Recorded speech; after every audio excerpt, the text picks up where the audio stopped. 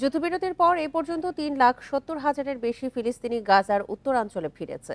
এ অবস্থায় তাদের জরুরি ভিত্তিতে ত্রাণ সহায়তা প্রয়োজন বলে জানিয়েছে জাতিসংঘের ফিলিস্তিনি শরণার্থী সংস্থা UNRWA।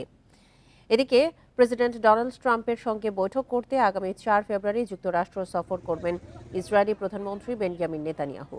ট্রাম্প শপথ নেয়ার পর প্রথম বিদেশি নেতা হিসেবে হোয়াইট হাউসে যাচ্ছেন তিনি। সামাজিক যোগাযোগ মাধ্যমে এক পোস্টে ইসরায়েলকে সহায়তায় প্রয়োজনীয় সরঞ্জাম দেওয়ার প্রতিশ্রুতি রাখার জন্য ট্রাম্পকে ধন্যবাদ জানান নেতানিয়াহু। এদিকে মার্কিন সিনেটে আন্তর্জাতিক অপরাধ আদালতের ওপর নিষেধাজ্ঞা আরোপের বিলটি প্রয়োজনীয় ভোট পেতে ব্যর্থ হয়েছে। গাজায় যুদ্ধাপরাধের দায়ে নেতানিয়াহুর বিরুদ্ধে গ্রেপ্তারি পরোয়ানা জারির কারণে আইসিসির বিরুদ্ধে এমন বিল উত্থাপন করা হয়।